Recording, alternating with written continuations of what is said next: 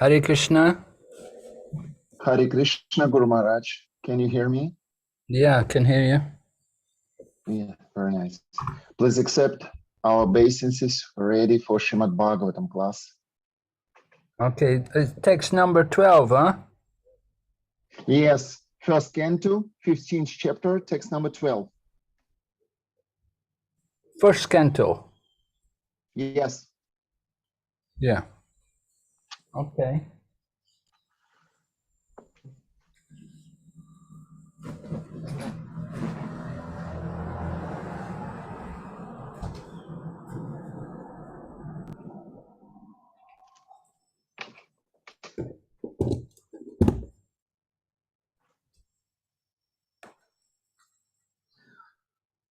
So we can begin?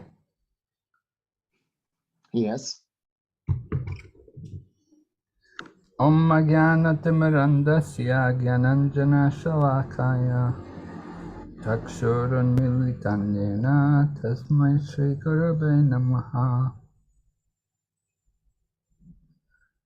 Vanchakalpatarubhyascha Kripa Sindhu Bhayevacha Patitanam Pavanebhyo Vaishnavibhyo Namo Namaha Jai Shri Krishna Chaitanya Prabhu Nityananda Shri Advaita Gadadhar Shri Vasadi Gaur Bhaktavinda Hare Krishna Krishna Krishna Hare Hare Hare Rama Rama Rama Hare Hare. So we're reading Srimad Bhagavatam, first canto, chapter number 15, text number 12. Читаем Шримад Бхагаватам, песня 1, глава 15, текст 12. So I'll read the Sanskrit. Yes, Guru Maharaj. You may read Sanskrit then word by word. Nateja Sata Bhagavan Yudi Shulapanir Vishma Pita Sangiricho Stram Adam Nijamme Anye Pichaham Anunaiva Kalevarana Prapto Mahendra Bhavane Mahad Anardam Yat, by whose? Yat, чьим? Tejasa, by influence. Теджаса, влиянием. Ata, at one time. Атха, однажды. Bhagavan, the personality of Godhead, Lord Shiva. Бхагаван, личность Бога, Господь Шива. Yudhi, in the battle. Юдхи, в битве. Shulapani, one who has a trident in his hand. Шулапани, тот, кто держит в руке трезубец. Vishmapita, astonished. Висмаапита, удивленный. Sagirija, along with the daughter of the Himalaya mountains. Вместе с дочерью Гималая. Astram, weapon.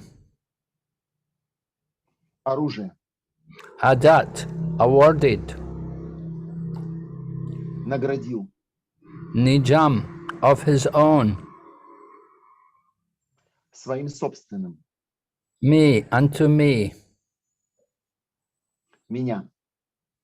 Anye api, so also others. Так, что и другие. Cha, and. И. Aham, myself. Я. Amuna, by this. Этим. Eva, definitely. Несомненно. Kalevarena, by the body. Этим телом. Prapta, obtained. Обрел.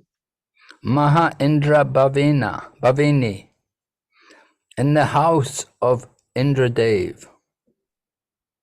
В доме Индрадев. Mahat, great. Великий. Asana Ardam, half elevated seat. Почетное сиденье. Translation: It was by his influence only that in the fight I was able to astonish the personality of God, Lord Shiva, and his wife, the daughter of Mount Himalaya. Thus he, Lord Shiva, became pleased with me and awarded me his own weapon. Other demigods also delivered their respective weapons to me, and in addition I was able to reach the heavenly planets in the present body and was allowed a half-elevated seat. Перевод. Только благодаря его влиянию я смог удивить в бою личность Бога Господа Шиву и его жену, дочь Гималаев. Так он, Господь Шива, остался доволен мной и подарил мне свое оружие. Другие полубоги тоже отдали мне свое оружие. И к тому же я смог достичь райских планет в этом самом теле. И там мне отвели почетное место.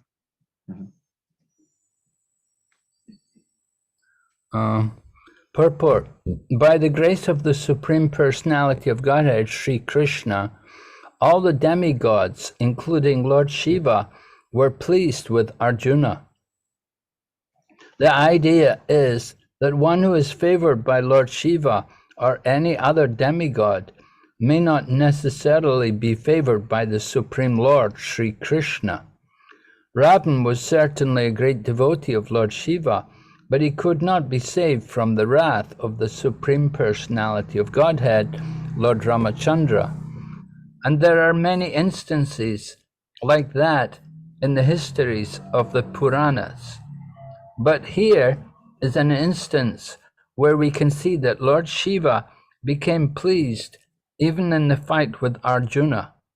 The devotees of the Supreme Lord know how to respect the demigods, but the devotee of the demigods sometimes foolishly think that the Supreme Personality of Godhead is no greater than the demigods. By such a conception, one becomes an offender and ultimately meets with the same end as Ravan and others.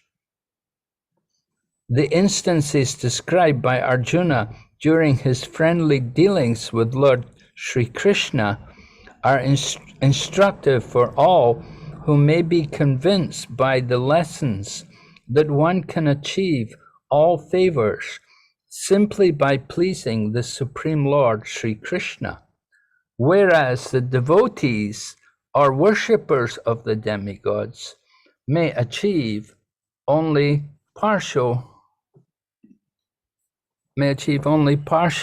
benefits, which are also perishable, just as the demigods themselves are. Another significance of the present verse is that Arjuna, by the grace of Lord Sri Krishna, was able to reach the heavenly planet, even with the selfsame body, and was honored by the heavenly demigod Indradev, being seated with him half elevated. One can reach the heavenly planets by the pious acts recommended in the Shastra in the category of fruitive activities.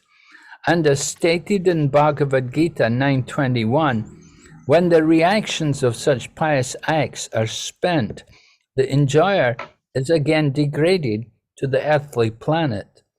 The moon is also on the level with the heavenly planets, and only persons who have performed virtues, only performing sacrifice, giving charity, and undergoing severe austerities can be allowed to enter into the heavenly planets after the duration of life of the body. Arjuna was allowed to enter into the heavenly planets in the selfsame body simply by the grace of the Lord. Otherwise, it is not possible to do so. The present attempts to enter into the heavenly planets by the modern scientists will certainly prove futile because such scientists are not on the level of Arjuna. They are ordinary human beings without any assets of sacrifice, charity, or austerities. The material body is influenced by the three modes of material nature, namely goodness, passion, and ignorance. The present population is more or less influenced by the modes of passion and ignorance, and the symptoms for such influence are exhibited in their becoming very lusty and greedy. Such degraded fellows can hardly approach the higher planetary systems. Above the heavenly planets, there are many other planets also, which only those who are influenced by goodness can reach.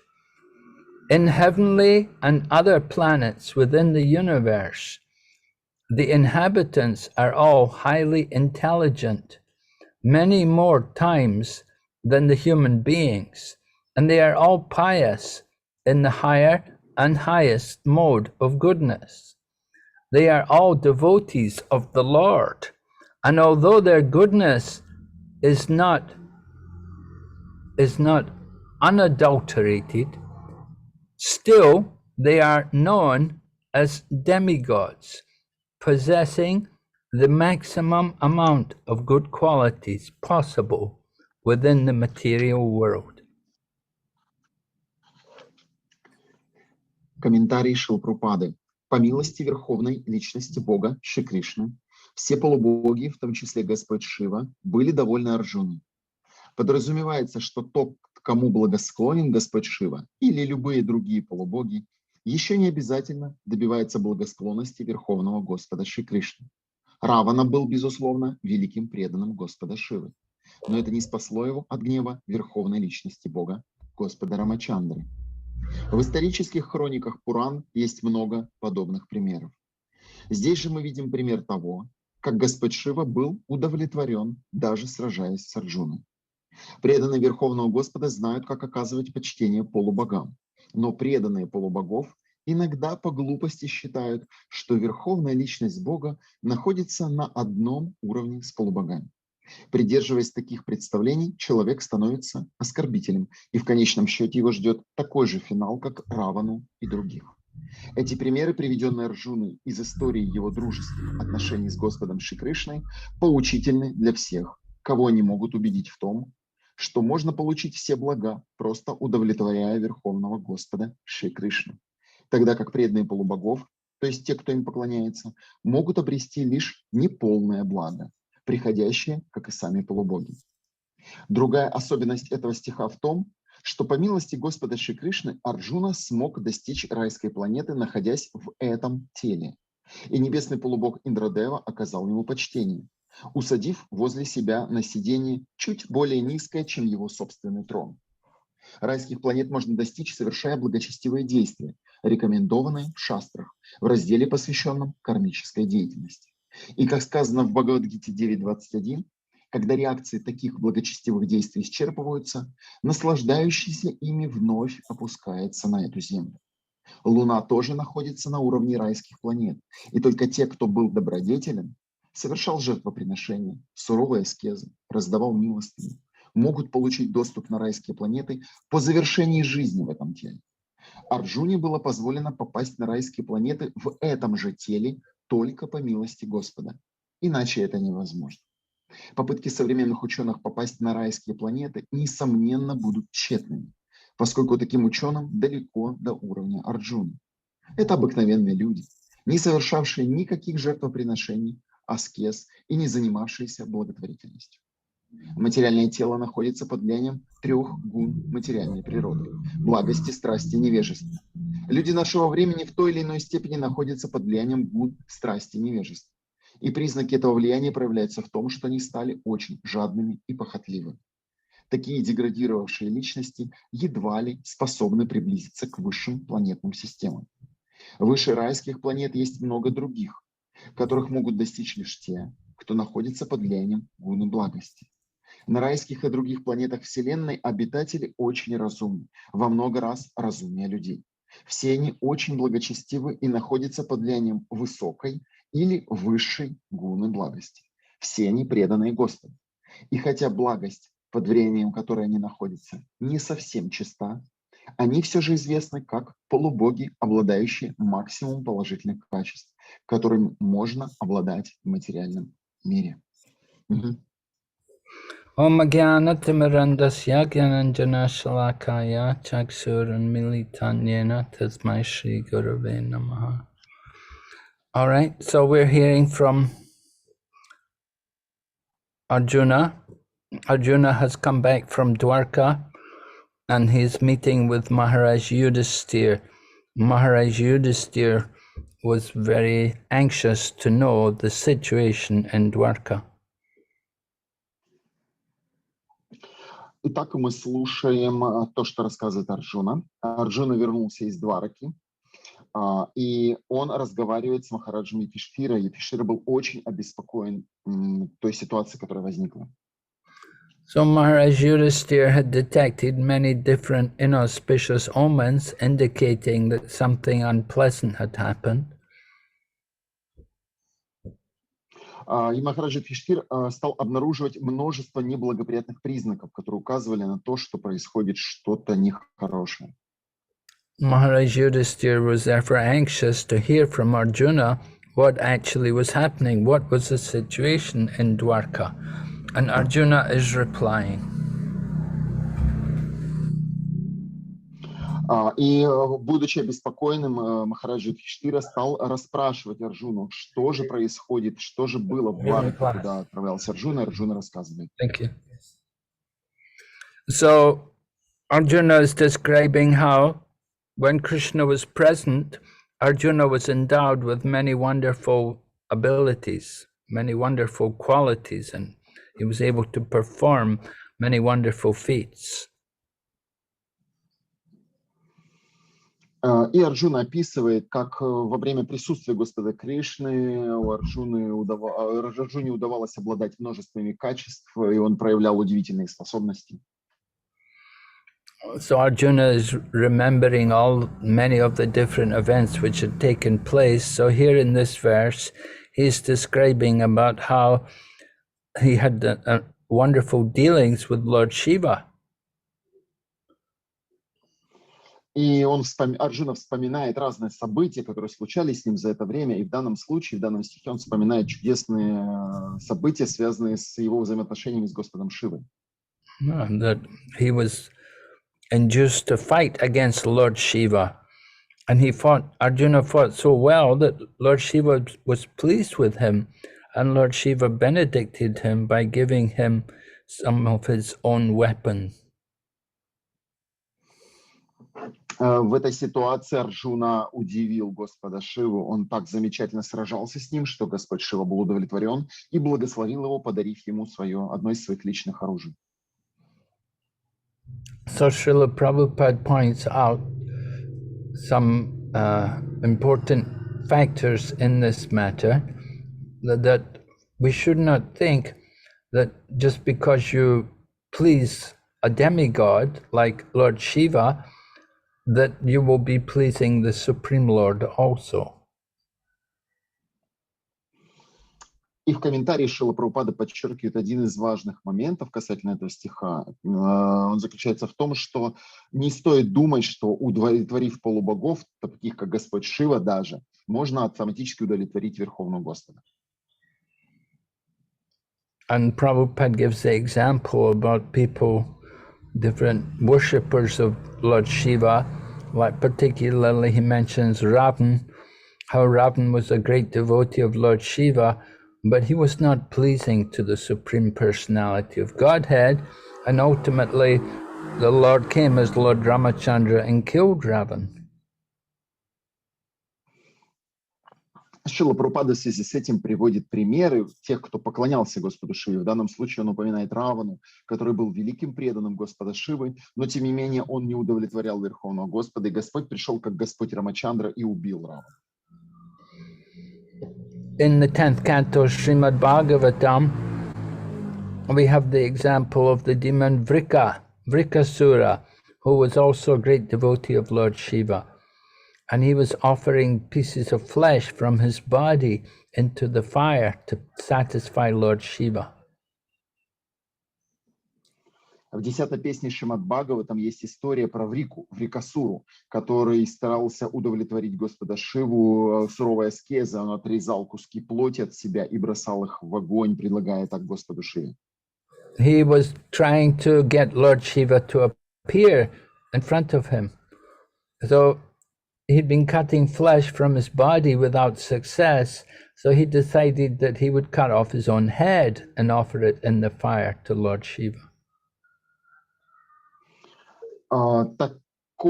Таким действием Врикасура пытался вызвать Господа Шиву прямо перед собой, и увидев, что отрезание кусков плоти от своего тела не приносит результата, он в конечном итоге решил отрезать голову и предложить ее в огне Господу Шиву. So he took his bath in the sacred lake, and while his body was dripping wet, he prepared himself to cut off his own head, and so that his head would fall into the fire. But just before he was able to do that, Lord Shiva took compassion on him, and Lord Shiva appeared. Он совершил омовение. Этот демон совершил омовение в озере, чтобы голова была чистой, и он уже собрался отрезать ее, замахнулся для того, чтобы срубить и предложить в огонь. Господь Шива смилостивился и появился перед Врикой. And then Lord Shiva he'd come to the demon, so he asked the demon, "What benediction do you want? What is it you want from me?" And so the Vrikasura then told Lord Shiva that he wanted the benediction that whoever's head he will touch with his hand, that person's head would fall off. And Lord Shiva was obliged to give that benediction. Господь Шива из сострадания, появившись перед Врикой, спросил его, что же ты хочешь, какое благословение ты хочешь от меня? На что этот демон сказал: я хотел бы благословение такое, к чьей голове я коснусь, та голова пусть немедленно слетит с плеч. И Господь Шива пообещал ему дать ему такое благословение. So that demon Vrikasura, after getting that blessing from Lord Shiva, then he wanted to touch Lord Shiva's head. He was such a demon that he'd been worshipping Lord Shiva, and then he wanted to kill Lord Shiva. Как только Врика получил это благословение, он захотел прикоснуться к голове Господа Шивы. Он был настолько демоничен, что, несмотря на то, что он поклонялся Господу Шиве, он захотел его же и убить. And of course, Lord Vishnu had to come in a form of a Brahmana and trick Vrikasura into touching his own head. And when Vrikasura touched his own head, then his own head fell off. So Lord Shiva was saved by the grace of Lord Vishnu. Как и полагается, на помощь пришел Господь Вишну, появившись там же в образе Брамана, и он перехитрил Врикасуру, так или иначе убедив его прикоснуться к своей собственной голове, после чего голова Врикасуры укатилась с плеч. И так Господь Шива был спасен по милости Господа Вишну. So we can understand something of the mentality of these people who are worshippers of demigods. What is their nature? How they're very demoniac often. Мы из этой истории можем понять умонастроение таких поклоняющихся, насколько они демоничны. And Ravan was also very demonic person. He was so demoniac that he kidnapped the wife of Lord Ramachandra for his own personal enjoyment. Равана был не менее демоничен. Он дошел до того, что похитил жену Господа Рамачандры для собственного наслаждения. Although he was keeping many beautiful women in his harem, in his palace for his enjoyment, it was not enough for him, and he kidnapped Mother Sita also, with the idea that he would enjoy her also. Несмотря на то, что он содержал целый гарем прекрасных женщин в своем дворце, ему этого было мало, и он дошел до того, что решил похитить мать Ситу для того, чтобы единолично ей наслаждаться. So you can understand these people who worship the demigods are often offensive in many of their activities. And because of their offenses, they bring disaster on themselves. Те, кто поклоняется полубогам таким образом, очень часто оскорбительны в своих действиях, что является причиной их же собственного разрушения или поражения. So Srila Prabhupada points out how although the demons deal in a very disrespectful way with people, the devotees are always respectful. They respect the demigods, and they offer the greatest respect, of course, to the Supreme Lord. Поклоняющиеся полубогам очень непочтительны к Верховному Господу, в то время как преданные Верховного Господа очень почтительны к полубогам и еще более почтительны к самому Верховному Господу. A devotee will offer respects to all the different demigods because they know within the heart of the demigods there's also the Supreme Personality of Godhead. Истинный преданный всегда почтителен ко всем полубогам, поскольку знает, что в сердце каждого полубога находится Верховная Личность Бога. So Arjuna, while fighting with Lord Shiva, still he maintained respect for Lord Shiva, and he was able to enjoy friendly dealing with Lord Shiva. Мы видим, что Арджуна, несмотря на то, что он сражался с Господом Шивой, тем не менее внутри он сохранял почтительное отношение к нему и добился дружеских взаимоотношений с Господом Шивой. And ultimately he was able to have the greatest intimate friendship with Lord Krishna. That was Arjuna's pleasure. В конечном итоге он достиг очень близких взаимоотношений с Господом Кришной. But the demons, those who are not devotees, they think of the Supreme Personality of Godhead as being an ordinary person or just another demigod. They put him on the same level with the other demigods, and in this way they become very offensive. Но демоны или непреданные Верховного Господа считают Верховную Личность Бога обычной личностью, одним из полубогов, и потому очень непочтительны и даже оскорбительны к Господу. And the Bhagavad Gita, Lord Krishna says, Abhajananti mamudha manushim tanamashitam param bhavam ajananto mama bhuta maheshwaram. That the foolish mock at me, descending amongst them like an ordinary person. They do not know my transcendental nature and supreme position over all that be. В Бхагавад-гите Господь Кришна приводит этот известный текст Аваджананти Мамуха Манушантану Машидха, который означает, что глупцы смеются надо мной, принимая меня за обычного человека, они не понимают моей высшей трансцендентной нетленной природы. So the demigods are not on the same level as the personality of Godhead, but the demons are not able to understand that. And they minimize the position of the Supreme Lord. Таким образом, полубоги никогда не находятся на том же уровне, что Верховный Господь, но демоны не знают этого, принижая положение Верховного Господа. And you can see the Mayavadis, those who are Mayavadis, they think also of Lord Krishna as being just another ordinary deity. They think all the gods are one, everybody's one, it's all one. So Krishna, Shiva, Brahma, all are one. Тот же самого настроения следует Майявади. Они не понимают положение Верховного Господа. Для них все едино. Для них Господь Кришна одна из временных личностей. Они считают, что Кришна, Шива, Брахма — это все суть одно. They fail to remember the words of the Vedas. Nityo Nityanam Chaitanas Chaitananam.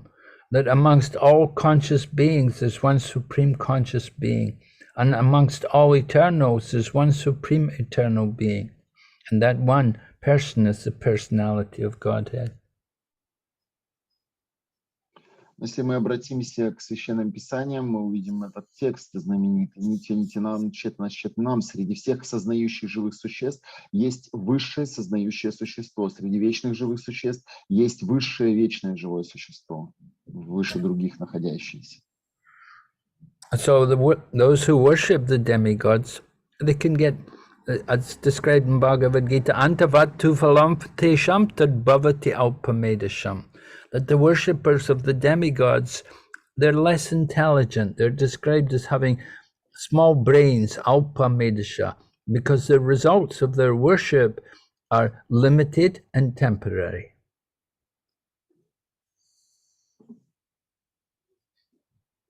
В Бхагавад-гите есть стих о тех, кто поклоняется полубогам. Антавату бхалам тешам алпамедхасам. То есть те, у кого не достает достаточно разума, поклоняются полубогам, а это поклонение дает результаты, которые ограничены и временны. And those who worship the demigods, then they may go to the planets of the demigods. But those who worship the Supreme Lord Krishna, they will go to his supreme abode. Также говорится, что те, кто поклоняются полубогам, после смерти отправляются на планеты полубогов. Те же, кто поклоняются Господу Кришне, в конечном итоге возвращаются в его высшую верховную обитель. So the planets of the demigods are within the material realm. They're within the world of birth and death. The demigods themselves are also in the wheel of birth and death. And so the results of worshipping demigods is you stay in that wheel of birth and death. Планеты полубогов находятся в пределах материальной реальности, где господствует рождение и смерть, и потому плоды, которые получает человек, поклоняясь полубогам, в итоге также находятся под влиянием рождения и смерти или разрушаются. And so then the second pastime, which is also described in this one verse, is how Arjuna was able to reach the heavenly planets in the same body, without changing his body, he was able to go up to the heavenly planets. Вторая история, которая здесь упоминается в этом стихе, это то, что Арджуна смог достичь планет полубогов в этом же теле, в котором он и был. Now, usually going up to a higher planet, it would require giving up one body and taking another body. But Arjuna, by the grace of Lord Krishna, he was able to go to the higher planets in the same body. Обычно, чтобы достичь райских планет, необходимо сменить тело, оставить нынешнее тело, получить другое, после этого попасть на планеты. Но Арджуна, милостью Господа Кришны, смог достичь райских планет в этом же теле. So Srila Prabhupada discusses about the actual qualification necessary to go to higher planets. That the qualification, of course, it's not simply that build a spaceship and go to the moon and enjoy the heavenly planets. It's not quite like that. И Шрила Прабхупада далее рассуждает о квалификации того, кто пытается достичь других планет, в случае райских планет. Для этого недостаточно просто построить космический корабль и достичь рая. The actual qualification to enter into the higher planets is that one has to have performed some pious activities. One has to have done things like given charity and performed austerities and even done some sacrifices. Истинная квалификация заключается в совершении благочестивых действий. Человек должен совершать жертвоприношения, проходить аскезы, раздавать милостью, и тогда он сможет достичь райского уровня. In the Bhagavad Gita, Lord Krishna talks about these three things: yagna, dan, and tapa. And he said these things should never be given up by anyone, even great saintly persons. They should do these things. В Бхагавад-гите Господь Кришна упоминает три важных составляющих: ягья, дана и тапа. И говорит о том, что эти три вида деятельности никогда нельзя отвергать, потому что им следуют даже великие души, великие мудрецы. So yagna in the Kali Yuga Dharma Harinam Sankirtan. The Sankirtan, the chanting of the holy names, is the real yagna for people to perform. Яги в Кали-югу — это Кали-юга Дхам Харинам Санкиртан, то есть дхарма в нашу эпоху — это санкиртан или совместное повторение святого имени Господа. It's not just any kind of yagna, not just lighting a fire and chanting some mantras, but it's actually giving up the fruit of our work and offering it to the Lord. И истинная ягья это не в наше время, это не просто повторение мантры перед костром, повторение мантр перед костром, необходимо предлагать всю деятельность Верховному Господу. And then dan, we should give charity. We may say, well, I'm poor, I don't have much wealth, I'm not able to give charity to anyone. But we should give some form of charity. It can be in the form of the holy name. Just by chanting the holy name, we're giving the greatest charity. Дана — это пожертвование. Многие могут сказать, что я беден, у меня в наше время нет таких больших средств, не способен совершать пожертвования. Но истинным пожертвованием является раздача святого имени, когда мы берем и раздаем святое имя. Это истинная благотворительность. And then tapa, austerities. Austerity means we should give up our pride and we should become humble. И аскеза. Через какую аскезу мы должны проходить? Это в наше время отринуть гордость и развивать смирение. So performing austerities, it requires controlling our mind and senses and accepting voluntary some difficulties. Наша аскеза также контролировать ум и чувства и добровольно принимать на себя связанные с этим трудности. Controlling the mind and senses requires us to stay away from all kinds of sinful activities, intoxication, and drugs, and all kinds of alcohol and so on. They're all against the mood of austerity. Austerity is to give up all these sinful things. Также одной из видов аскезы для нас является отвержение видов греховной деятельности, отказ от интоксикации, любого вида наркотиков, любого вида интоксикации, так как интоксикацию убивают аскетизм. So everyone is encouraged to do these things. Everyone, regardless of their economic or social position, everyone who wants to cultivate a better life in the future, they should perform these acts of yagna, dan, and tapa. Поэтому те, кто желает лучшей жизни, должны стараться никогда не отвергать и, наоборот, вовлекаться в эти три вида деятельности: яги, дана и тапу. So Prabhupada talks about material scientists, how they have no regard for these things. There's no thought in their minds of any kind of doing any sacrifice or charity or austerity. They simply desire to go somewhere to enjoy and try to exploit the place.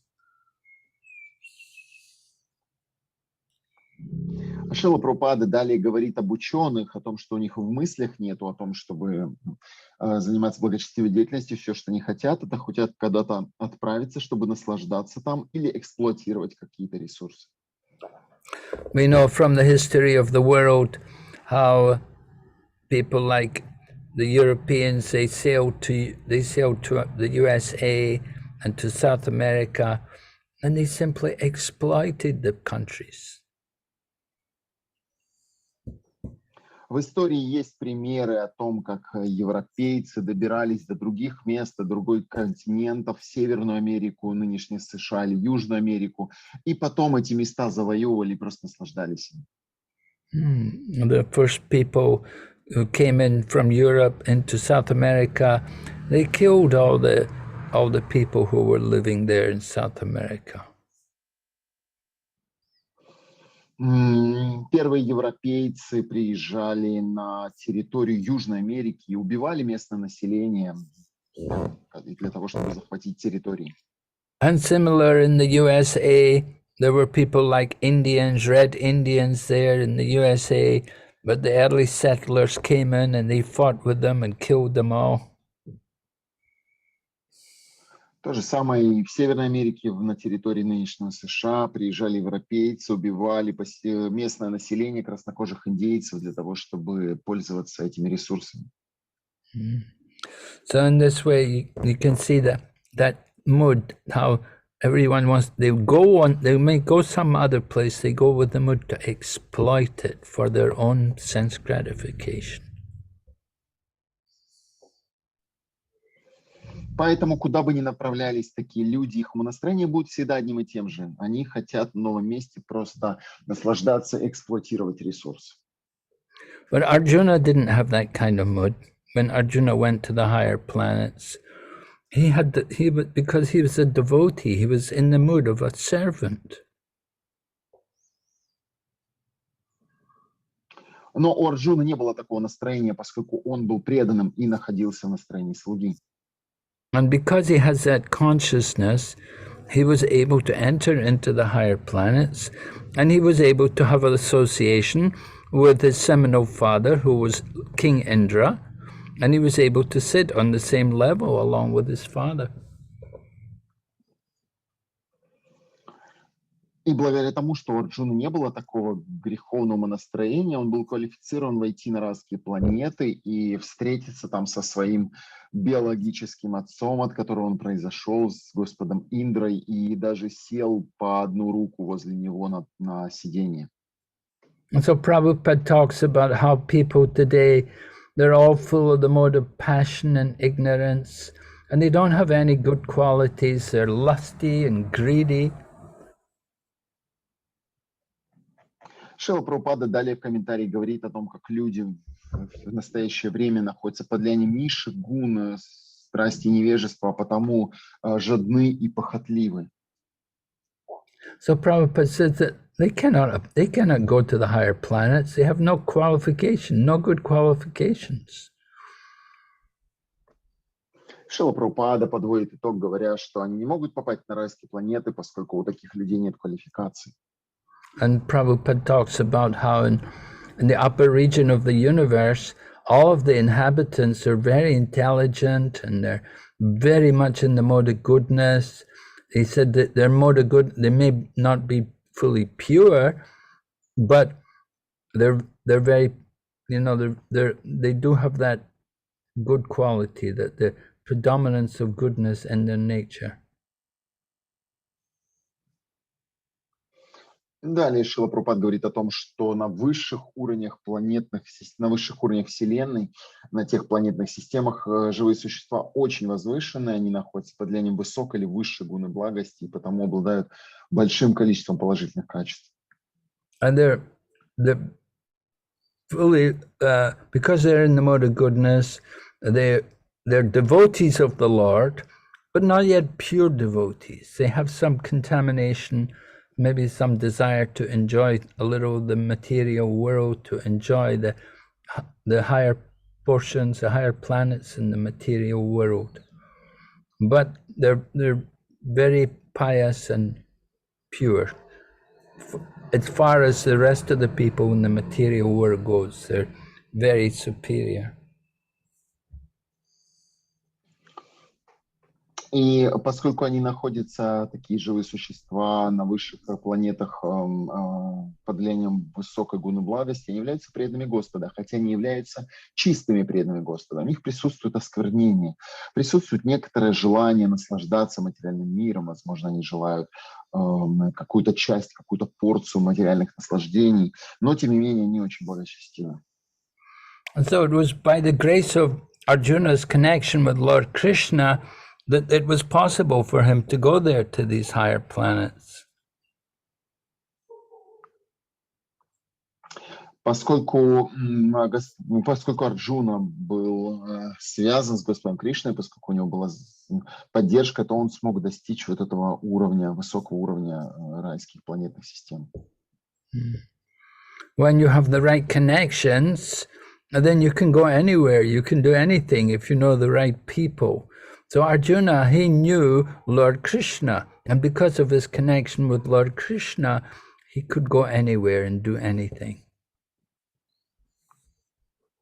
Когда есть такая связь с каким-то важным человеком, то перед другим открываются все двери. Точно так же и Господь, вернее, Арджуна был связан с Господом Кришной, и потому у него была возможность попасть в эти места, на эти уровни. Sometimes we would say in the material world, we would say it's not what you know, but it's who you know which is important. And so the same seems to be true here, that it's not what Arjuna knows, but it's who he knows. And because he's known, because of his connection to Lord Krishna, he can go anywhere. Иногда в материальном мире есть такое выражение, часто говорят, не важно, что ты знаешь, важно, кого ты знаешь. Точно так же и с Арджуной. Не важно, что знал Арджуна, важно, кого знал Арджуна. Поскольку у Арджуны он был связан с Верховным Господом, он мог попасть куда угодно, перед ним были открыты все двери. So not only could he go anywhere, but he could do anything also. He could even fight with Lord Shiva and please him and get weapons from him, be given honor, and go to heavenly planets and be honored by Indra, sit on the same level as Indra. И благодаря тому, что Арджуна был связан с Кришной, не только куда угодно мог попасть, он все что угодно мог делать. Он мог получить любое оружие, он мог посражаться с кем угодно, в частности с Господом Шивой. Он получал везде почет, он смог попасть на райские планеты, сесть рядом с Индрой на сиденье. Someone else, may try to go there, and they may say, well, what are you doing here? You have no right to be here, not qualified, get out from here. But Arjuna, he was welcomed and honored. Даже если человек, к примеру, смог попасть в какое-то место, каким-то образом даже пробраться, в следующий момент могут сказать, что ты здесь делаешь, какое ты имеешь право здесь находиться, вон отсюда пошел. Но Арджуна, благодаря своей квалификации, благодаря связи с Господом Кришной, он мог находиться где угодно, и в данном случае на высоких райских планетах. Рядом с Индрой. So this is the wonderful thing about being a devotee of Krishna. Just like, we may go ourselves as devotees of Krishna, by identifying ourselves as devotees of Krishna, and then we're given certain facilities, we're given more opportunity to do more service for Krishna.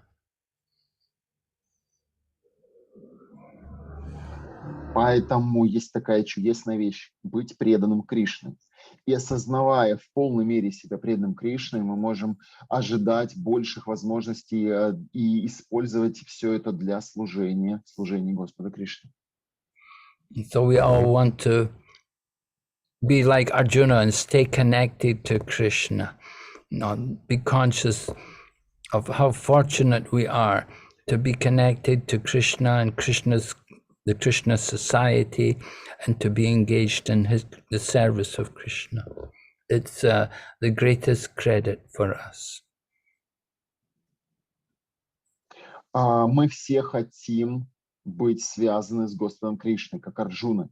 Мы хотим осознанно ценить то, как мы связаны с Господом Кришной, как мы связаны с обществом Кришны, и использовать все для служения Кришне, и быть полностью занятым в служении Ему. But if we give up the service of Krishna, then, as we say, again you become a mouse, punar mushtika baba. That Previously, you may have been a great lion, but when you give up the connection to Krishna, then you're no more significant than a little mouse. И это большая заслуга преданного служения для нас. Но если же мы оставляем преданное служение, то мы можем все потерять и стать крохотной мышкой. Пунармушика Бхава. Пока мы связаны с Кришной, мы огромный лев, но как только мы теряем эту возможность, мы становимся малюсенькой мышкой. All right, so we'll stop here now. We'll ask if there's any questions. Хорошо, мы на этом остановимся. Может быть, есть у кого-то какие-то вопросы?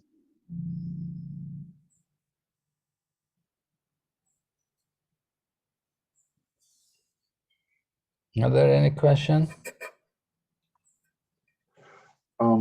Я вижу, участники поднимают руки. Кто будет координировать? Я могу вызывать, да? Или есть организаторы? Маджи Карпура Манджари. Вы вызываете. Кто? Вы. Хорошо. Первым поднял руку, по-моему, Махашакти Прабу. Вот здесь подписано, если не ошибаюсь. Пожалуйста, включите микрофон и задайте ваш вопрос. Следующим Карпура Манджари Маджи, следующим Эмин Алиев, следующий Александр. Хари Кришна, огромное спасибо за лекцию прекрасную. Вот вопрос такой, Махарадж хотел вам задать. Вот преданный теряет вкус к преданному служению, да, и как бы хочет, говорит, вот не могу там следовать обетам, например, повторять 16 кругов очень трудно. И хочет уйти из общества преданных, там, ну, как, может быть, дома пожить или еще как-то.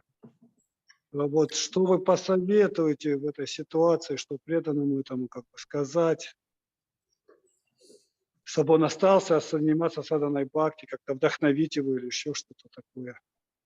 Хари Кришна.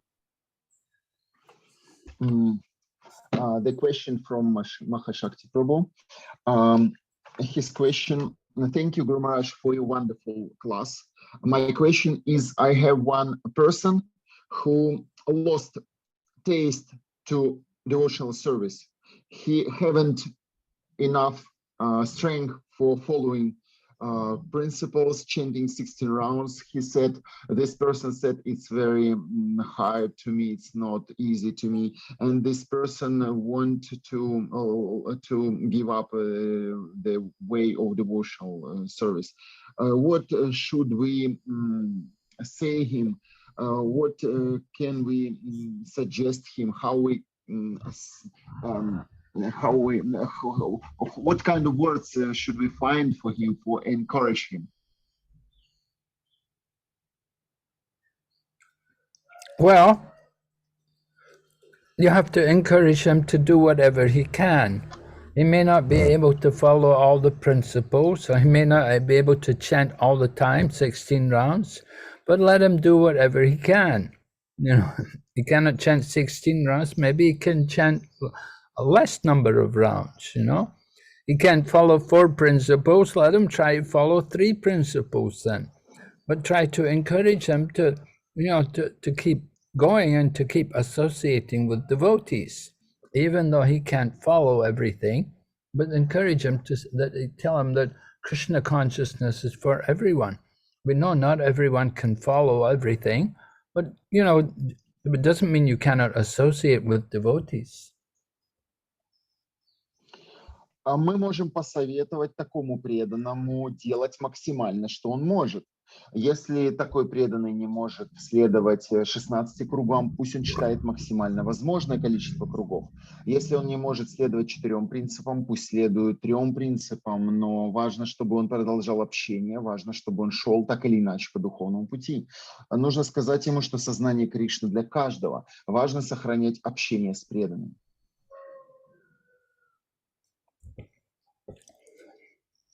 Yeah, Krishna consciousness is for everyone.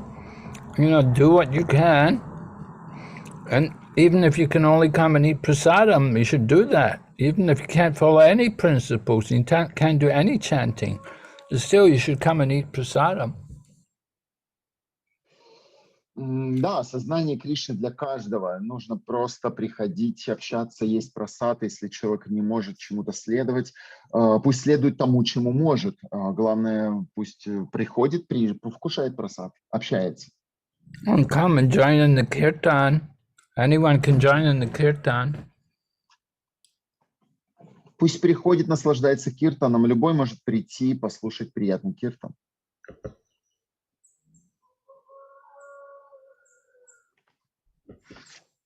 So in this way, he will certainly get some spiritual benefit, even though he can't follow everything. You know, he's not a brahmana, but it doesn't mean he can't join in the Krishna conscious program. Everyone can chant Hare Krishna and eat prasadam.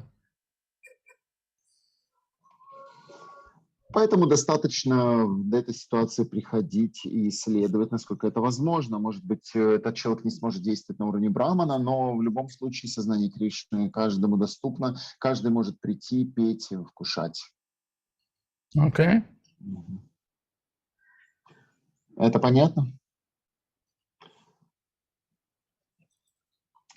Next question, Guru Maharaj. Yes, thank you, Guru Maharaj. The answer is yes, thank you. Next question. We have a few questions in the from participants. Следующий участник у нас Матаджи Карпурамаджари поднимал руку, пожалуйста. Хари Кришна, пожалуйста, примите мои поклоны. Гуру Махарадж. Передать, пожалуйста, благодарность за то, что уделил время.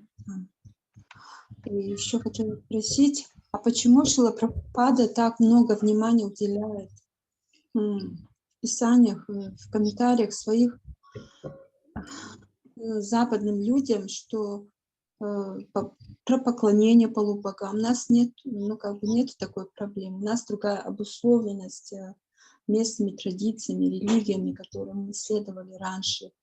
И также уделяют внимание Майяваде очень много внимания. С чем это связано? Next question is Karpura Manjari Mataji. She is one of organizers and she very obliged to you, Guru Maharaj, then you find a time to give class for all devotees here. And her question is why Srila Prabhupada in his purports so much time described and analyzed about demigods worshipping and Mayavadi. For Western people is not so much important because in West there is no tradition to worship demigods or be Mayavadi. Why Srila Prabhupada stressed so much the demigods worshiping? Well, there is demigod worship in Mayavadi in Western countries. And there is a lot of impersonalism. There's a lot of Mayavadi philosophy being promoted in the Western countries. And even in Russia, I see in Russia they have a lot of demigods, different, they put, I see everywhere Ganesh and Shiva and so many different demigods are there in Russia. And so these things are there. На самом деле на Западе достаточно много людей поклоняется полубогам, и также достаточно много людей Майявади. Майявада распространена в странах Западах, и даже поклонение полубогам достаточно распространено. Даже в России я видел, что очень много людей ставят себе Ганешу, Господа Шиву, еще кого-нибудь. Даже в России люди часто поклоняются им. So the idea is you have to know about these things. We have to, Prabhupada is warning us because these things are there, and that danger is going to come. And we should be aware what is the problem, what's the difference. Поэтому Шрила Прабхупада предупреждает нас о том, что в этом есть опасность, как правильно вести себя с точки зрения философии, потому что это достаточно часто распространено. Even when I went to the temple, I joined the Krishna consciousness movement more than 50 years ago. And when I went to the temple first time, they asked me, who is God? And I said, I'm God. And so are you. We're all God. And so they laughed at me. So I was a Mayavadi, you could say. mm, mm, mm, I cannot hear everything, Guru Maharaj. Please repeat the Voice second is part of breaking, your huh? sentence. Voice is breaking? Mhm. A little Okay. bit. Not. Yeah. Okay. So I was saying that when I first went to the temple, they asked me, "Who is God?" And I said, "I'm God." And I said, "You're God, and we're all God." Гуру Махарадж рассказывает, что когда он первый раз пришел в храм, то его спросили про Бога, он сказал, все есть Бог. То есть в каком-то смысле он даже сам был Майявади. То есть это достаточно распространенная философия в Западе. Мгм.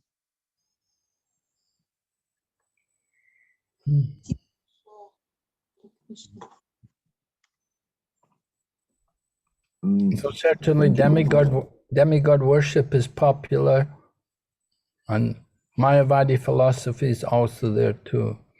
I mean, Prabhupada gave us a pranam mantra that he's preaching the message of Lord Chaitanya just to save the world from impersonalism and voidism. Поэтому Шрила Прабхупада пришел, чтобы спасти страны Запада, в которых достаточно много поклонений полубогам и Майявади. Даже в его пранама-мандре указывается, что он принес философию и милость Господа Чайтани в страны Запада, зараженные философией Майявады и пустоты. So definitely these philosophies are there in the Western world.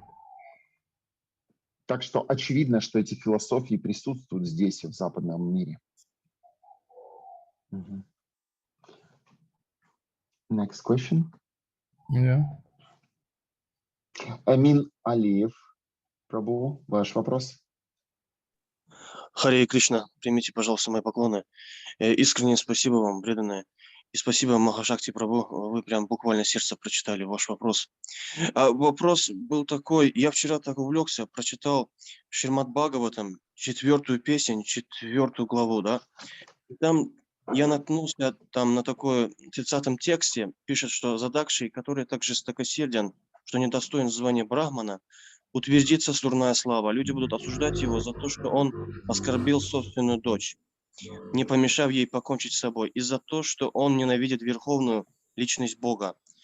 Вот хотел спросить вопроса, а здесь, то есть я хотел бы, чтобы меня поправили, подкорректировали. Я правильно понял, что иногда Господа Шиву называют верховной личностью Бога, потому что, ну, он как бы, как Шрила Прабхупада приводил пример, да, вот как есть молоко и йогурт, да, то есть и Господь Шива, как он, как Кришна молоко, а Господь Шива йогурт.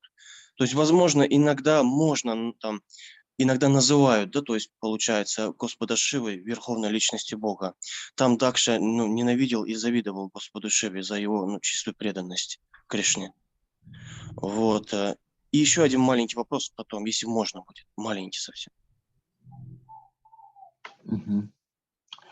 So the question about Lord Shiva. Yesterday I read Srimad Bhagavatam, 4th canto, 4th chapter, text number 13. And in this verse described how Daksha was so cruel that he offends his daughter, and also he hate Supreme Personality of Godhead. But a Supreme Personality of Godhead said about Lord Shiva. And in today's verse also, Lord Shiva named Bhagavan, or Personality of Godhead. So the question is, can we sometimes said Lord Shiva as a Supreme Personality of Godhead, because it's like milk and yogurt? Vishnu or Krishna is a milk and the Lord Shiva is yogurt. Is it right or not? Yes, well, Vishnu is, Vishnu is the milk and Shiva's the yogurt, right? I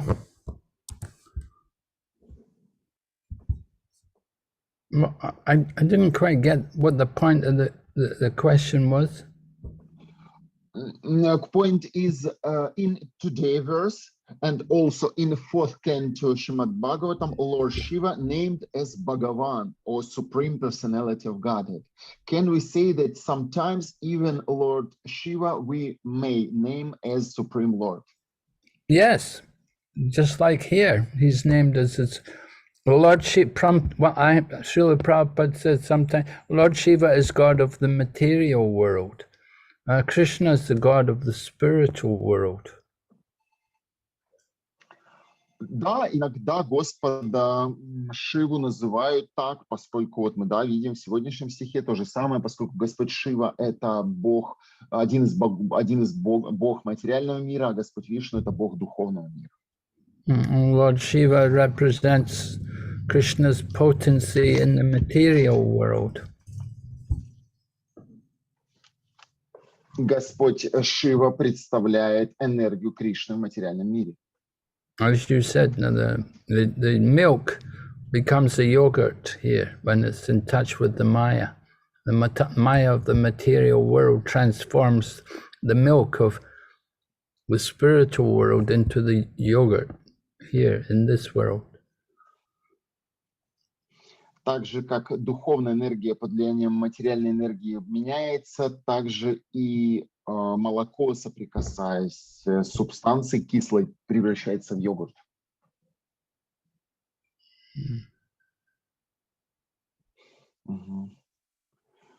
Харе Кришна, спасибо вам. У вас какой-то маленький вопрос был? Не буду наглеть, по конце, если там время останется, тогда и потом. Харе Кришна, спасибо. Хорошо, вас понял. Следующий вопрос по очереди у нас был с Александра Прабhu, и потом его Тишачмадж, пожалуйста. Сначала Александр Прабhu, пожалуйста. So Lord Krishna also gave a benediction to Lord Shiva that his devotees would be more than his own. It's the blessing of Lord Krishna. Lord Krishna likes to glorify his devotee, Lord Shiva. Также Господь, это продолжение ответа на вопрос, также Господь Кришна отдает все эти полномочия для Господа Шивы, поскольку Кришне очень нравится прославлять своих преданных. Он прославляет таким образом Господа Шиву. And we see Lord Ramachandra worshipping Lord Shiva before he went to Lanka. And people asked about this to Prabhupada, that how is it Lord Ramachandra is worshipping Lord Shiva? And Prabhupada said, yes, Lord Ramachandra is telling Lord Shiva that I'm going to go there to Lanka, I'm going to go and kill your devotee. В Рамайне описывается, как Господь Рамачандра поклонялся Господу Шиве перед тем, как отправиться на Ланку. И люди некоторые задавали вопрос Шиле Прабхупаде, почему Господь Рамачандра поклонялся Господу Шиве. На что Прабхупада ответил, он сообщал Господу Шиве о том, что он сейчас отправится на Ланку, убьет его преданного, Равану.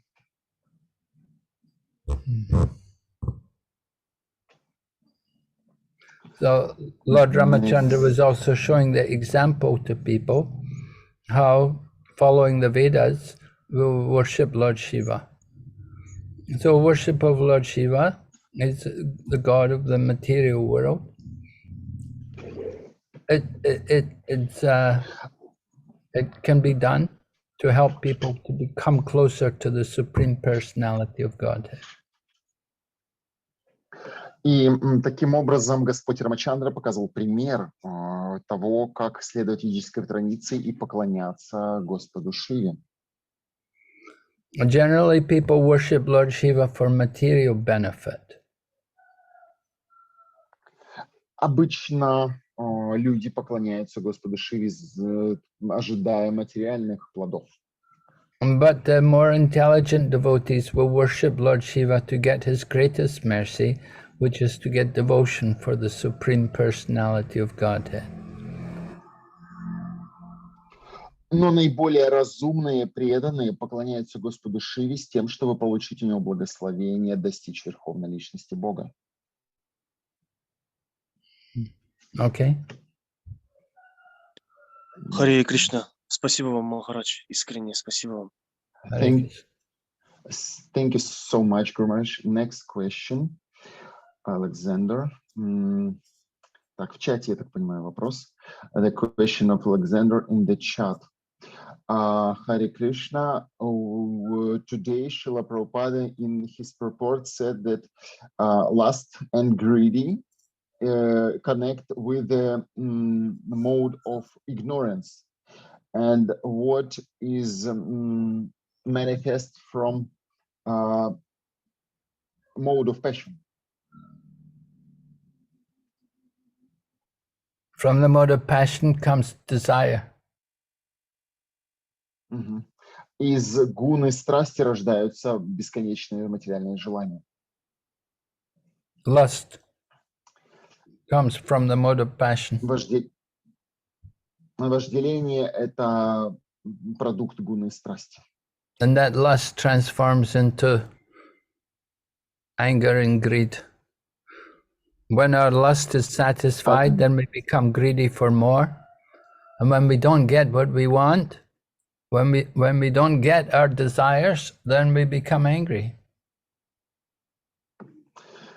Вожделение, которое удовлетворяется, превращается в жадность и далее усиливается. А вожделение, которое не удовлетворяется, превращается в гнев.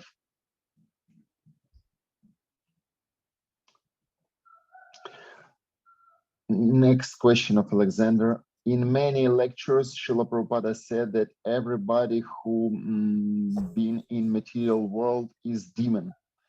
Is it refer only to Earth planet in Kali Yuga?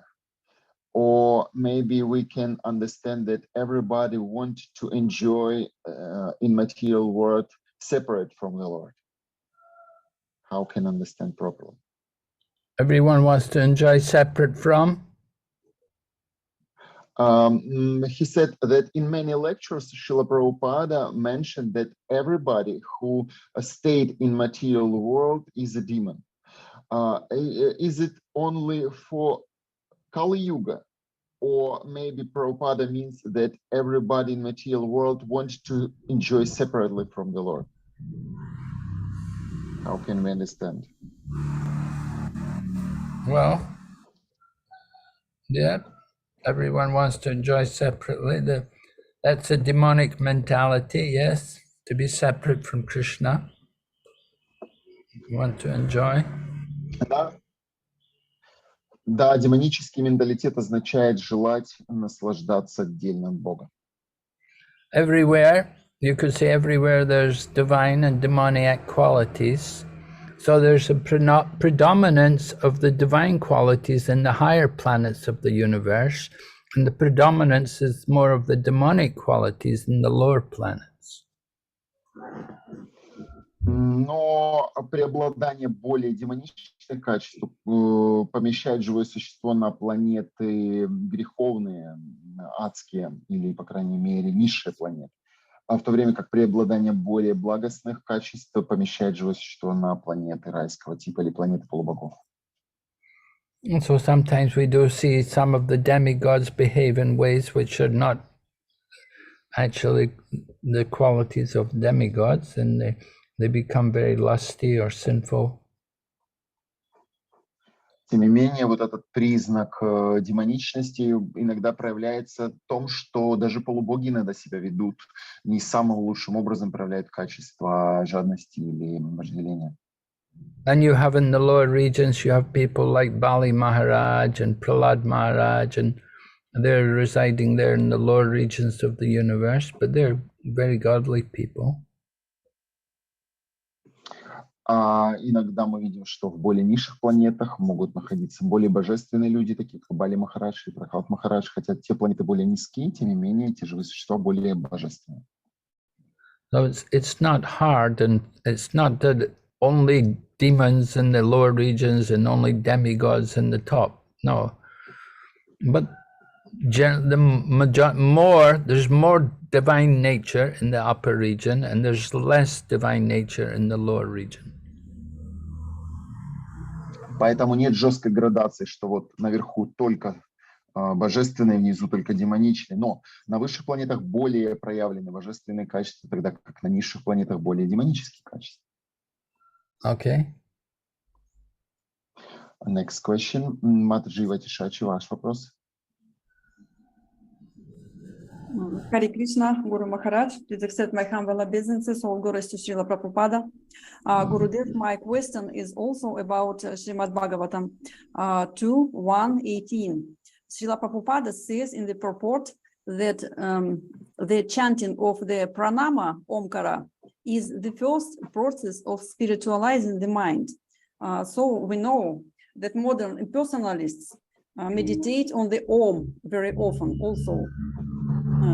And can we say that this is their meditation is also the first process of the spiritualizing of mind? And can they come to devotional service by this meditation on the Om? На русском, пожалуйста. Да. Мой вопрос тоже по Шримад Бхагаватам 2:1-18. Шрила Прабхупада пишет в комментарии, что первой стадией одухотворения ума является медитация, является воспевание омкары, пранавы. И вот современные имперсоналисты очень часто медитируют на ом и тоже воспевают ом. И является ли их медитация таким образом вот этой первой стадией одухотворения? И могут ли они прийти к преданному служению через такую медитацию?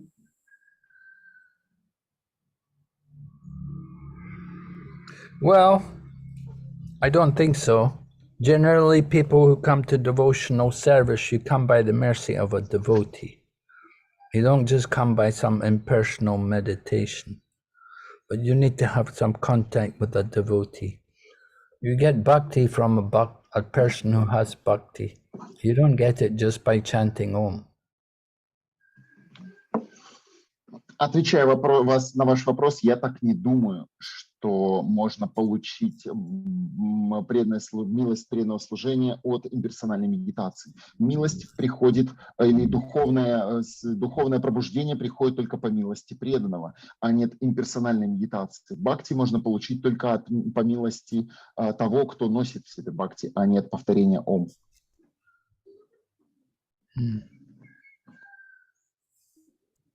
Okay. Thank you very much, Guru Maharaj. Следующий вопрос Матаджи Хладини, ваш. Харе Кришна, Гуру Махарадж, примите, пожалуйста, мои поклоны. Сегодня сказали, что Кришна своему преданному предоставляет все возможности. Как вот Арджуне он мог на любую планету, да, попасть. Как вот, поклоняясь Кришне, не запопасть вот этот вот в корысть, что я поклоняюсь Кришне, и как бы он мне даст все возможности. Как вот не попасть в эту корысть? The question of Mataji Hladini. Guru Maharaj, you mentioned in the class that Krishna gave to his devotee all facilities, like Arjuna with connection with Krishna can do everything and come everywhere. So how can we stay ourselves from some proud, from some selfishness that I am as Krishna's close servant, so I may do everything and say everything and so on? Oh, you just have to be realistic and see what you can do and see how poor you are actually as a representative of Krishna, that we're not able to do very much. Although you may claim that you're a representative of Krishna, we're not really doing very much. Our service is very insignificant. Нужно оставаться в трезвом уме, быть реалистичными и понимать, что мы не так много можем сделать своими собственными усилиями, не так много можем что-то от себя совершить. Мы всего лишь представители Кришны на самом деле. We still have so much trouble fighting against the material energy. We're still bewildered by Maya. You know, but we're claiming we're representatives of Krishna. Мы на самом деле постоянно сражаемся с материальной энергией, нам так сложно это все, в этом сражении выиграть, что мы просто, как сказать, поддерживаемся по милости Кришны.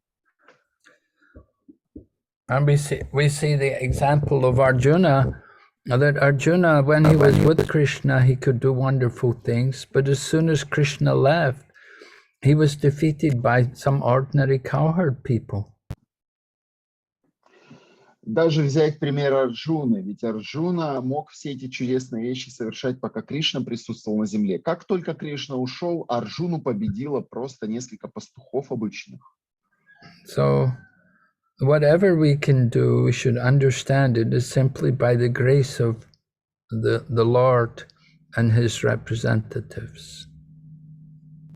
Поэтому, что бы мы ни делали, мы должны всегда помнить, что это происходит по милости Господа и его представителей. That we ourselves can do nothing on our own. We just have to, I mean, it doesn't take a lot of difficulty to remember how limited and how weak we are in contact with the material energy. Сам мы ни на что не способны, и мы можем увидеть, насколько мы ограничены и слабы перед лицом материальной энергии.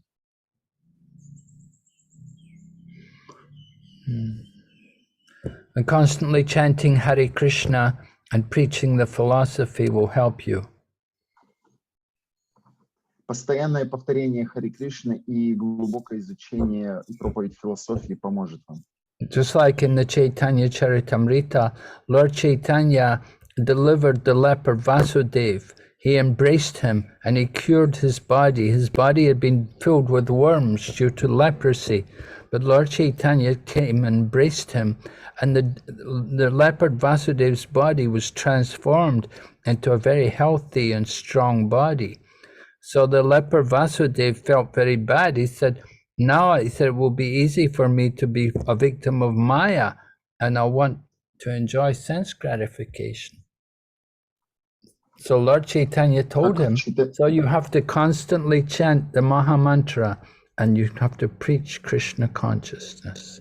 That will protect you from Maya. Этот удивительный пример приводится в читании Чаритамрити, когда Господь Чайтанья освобождает прокаженного Васудеву.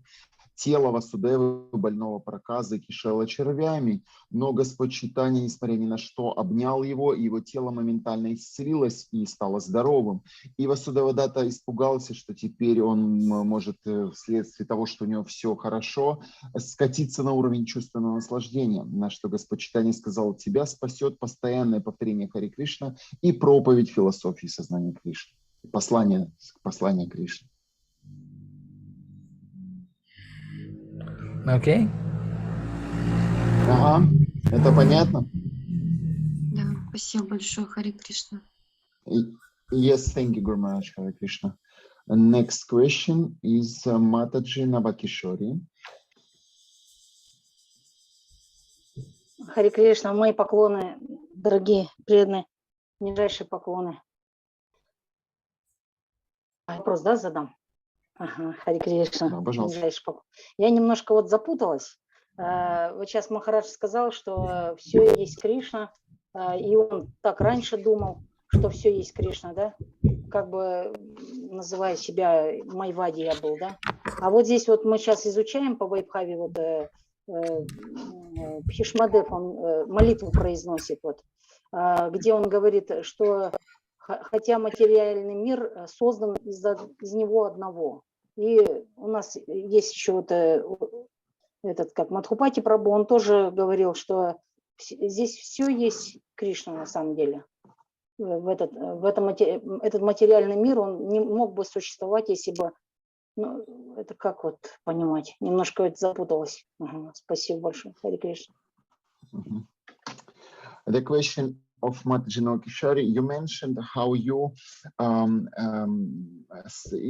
you first time came to temple, said that everything is Krishna and this is like Mayavada. In the same time, in the same time, we know that Bhishmadev, for example, in his prayer said that material world come into you, Krishna. And also in Shastras, we study that everything is Krishna. So I have a misunderstanding. So this philosophical position that everything is Krishna, is coming from Krishna, is it Mayavada or not?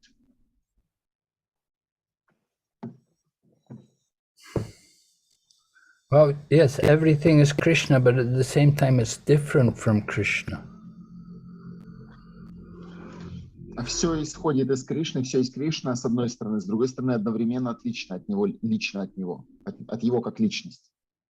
One in quality, different in quantity. Отличается количеством и качеством. Количественно он един, качественно отличен. There's one supreme eternal over all eternals. Just because we are eternal doesn't make us God. There's one supreme eternal being over all the eternal beings.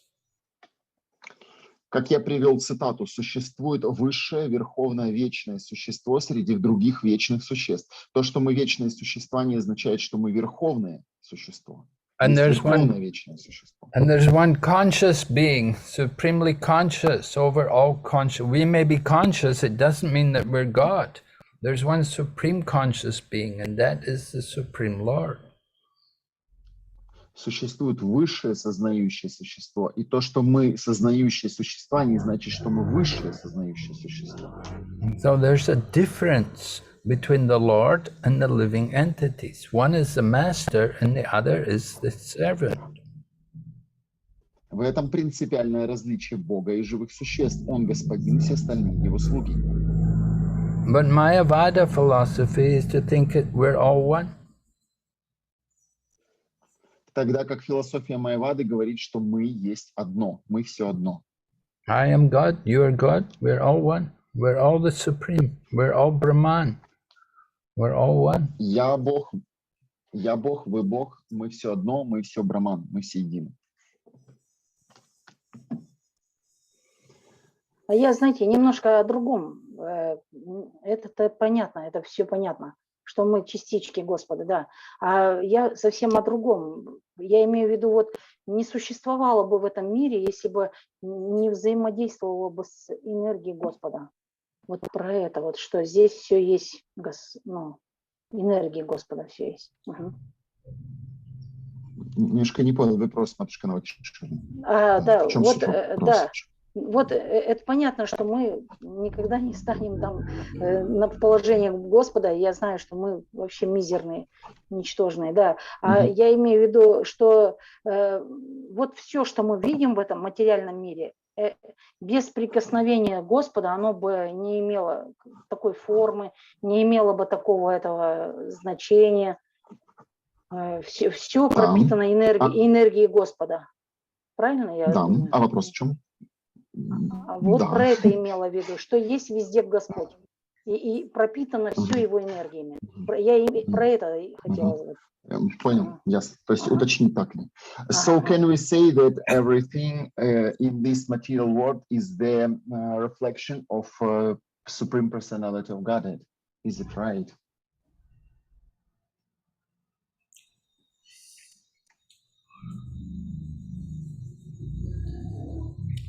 It's a perverted reflection. Это отраженное, искаженное отражение. Или перевернутое.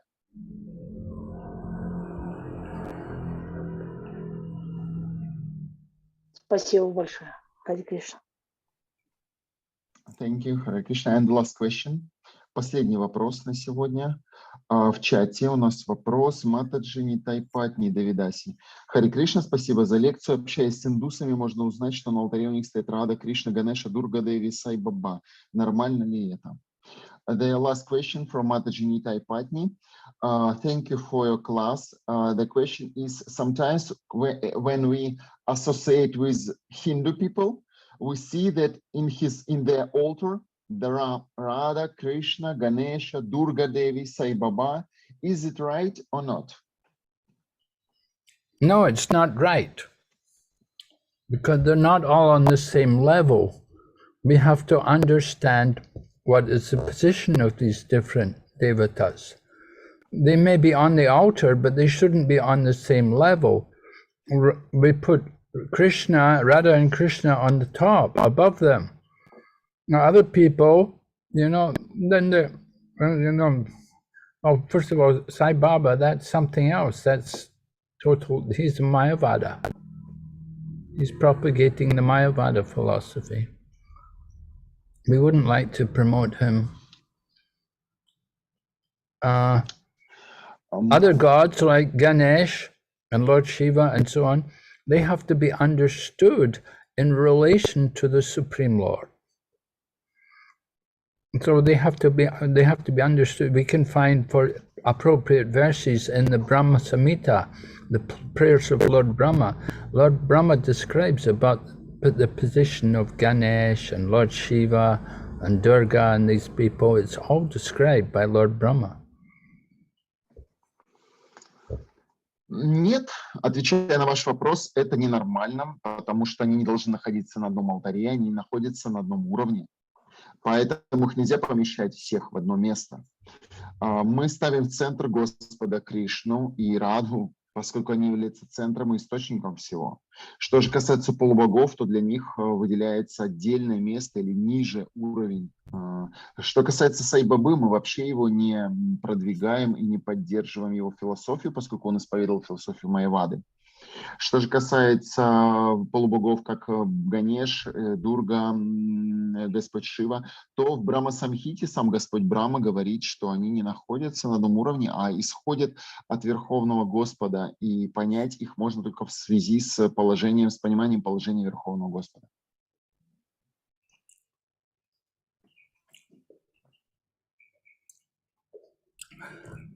So if you just put everybody there on the altar, all right, it means you don't have much knowledge. You don't want to disrespect everyone, so you just have a collection of all the different pictures and so on.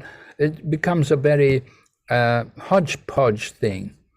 It doesn't have it's not really authoritative. It's not approved by the acharyas. It's just simply a mixture of everything.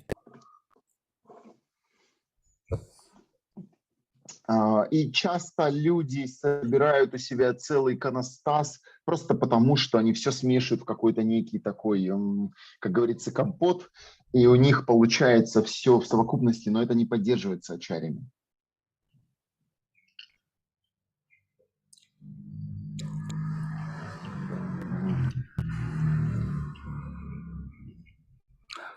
So if you put everyone on the same level, it becomes disrespectful to those who are the supreme. И когда люди все помещают на один уровень, они не понимают, кто является верховным.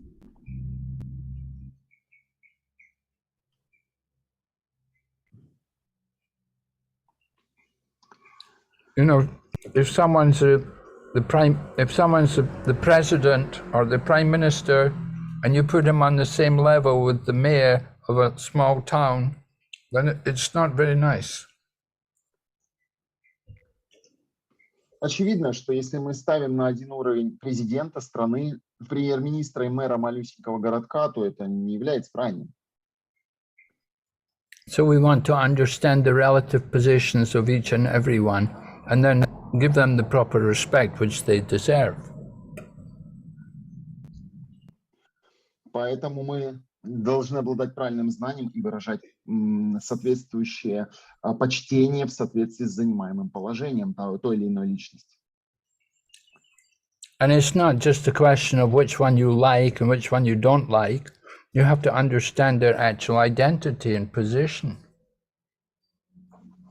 И это не вопрос тому, что нам кто-то нравится или кто-то не нравится. Существует конкретное положение, и необходимо выражать уважение в соответствии с занимаемой должностью. Okay. Надеюсь, Clear? это понятно. Это понятно, надеюсь. The question was in a chat. Maybe the participant cannot answer now. And we have a small final question from Emin. Can you have time for a few minutes, maybe 2 minutes? Okay. Эмин Прабу, задайте, пожалуйста, ваш вопрос. Это будет Харе последний Кришна. вопрос. Спасибо вам за первый ответ тоже. И последний вопрос насчет звука ом. Опять, простите, затрагиваю это. Хотел себя поправить с вашей помощью, да. Очень, пожалуйста, помогите, как относиться вообще к звуку ом? Например, он существует там в пранама-мантрах, да, например, ом уграм вирам, или в пранама-мантре Шрила Прабхупады, ом, нама ом, Вишнупадая. То есть помогите, к какому умонастроению относиться к звуку ом, чтобы долгое время не заблуждаться и не совершать оскорблений в духе майявади и имперсоналистов. То есть как относиться к звуку ом, как правильно преданные должны относиться. Thank you, Maharaj, for your answers. And my last question about Om vibration. How can we deal with Om? How can we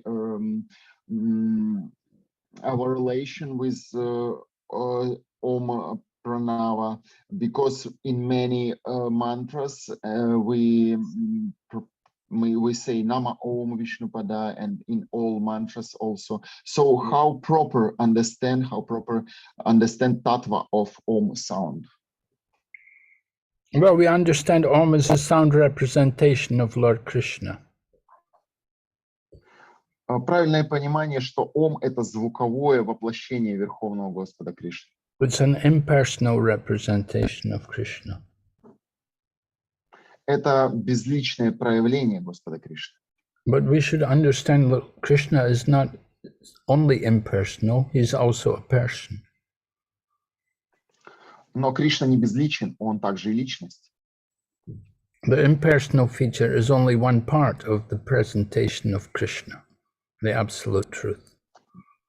Безличный облик — это одно из аспектов, одно из граней верховной, абсолютной истины, верховной личности.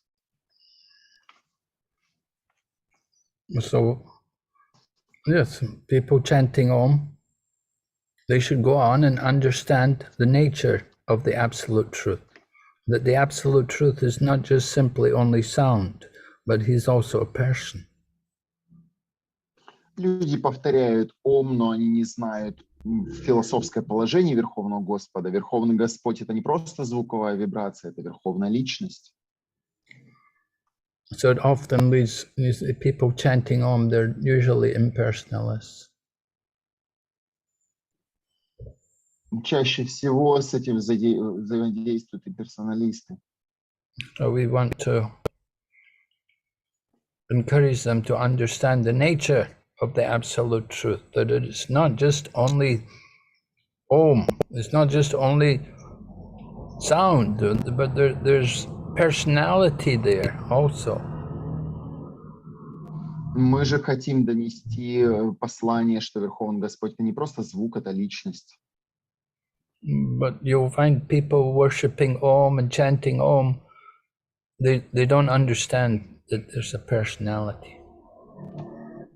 Но мы находим, что те люди, которые поклоняются звуку Ом, они на самом деле имперсоналисты.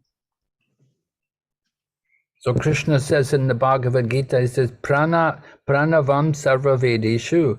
He said, I am the syllable Om in the Vedic mantras. Yes, this is one aspect of Lord Krishna, but there's so many other aspects of Lord Krishna also. В Бхагавад-гите сам Кришна говорит про Нава Сарваведешу, я звук Ом в ведических мантрах, но это один из аспектов проявлений Господа Кришны. Это не единственный его аспект, не единственное проявление. And then Lord Krishna says to Arjuna, you don't need all of this detailed knowledge. He said, with a single fragment of myself, I pervade and support the entire creation. Кришна подтверждает это, говоря в Бхагавад-гите Арджуне, всего лишь маленькой частью своего проявления поддерживаю и проявляю этот материальный мир. So that single fragment, that is the super soul. The super soul is just a partial expansion of Lord Krishna. это небольшая маленькая часть, это сверхдуша. И сверхдуша — это также частичное проявление Кришны. We say there are three aspects to the absolute truth. There is Brahman, Paramatma, and Bhagavan. So you want to understand the absolute truth, you should understand in full. You should understand not only Brahman and Paramatma, but also Bhagavan. И абсолютная истина проявлена в трех аспектах: Браман, Параматма и Бхагаван. Это не один аспект, а три разных, три проявления. Okay. Угу. Надеюсь, это понятно. Харе Кришна, Махарадж. Спасибо вам от сердца. Спасибо вам. Okay, thank you. Hare Krishna. Thank you. Thank you so much, Guru Maharaj, for Yeah. your instructions. Okay. We may finish, I think. No? No more We questions? may finish, Guru Maharaj. Okay. Нет больше вопросов, Вайшнава? Thank you very much for translation. Thank the devotees Thank for you, Guru Maharaj. Hare Krishna. Спасибо большое, Вайшнавы. Кришна, большое спасибо вам. Спасибо за прекрасный перевод.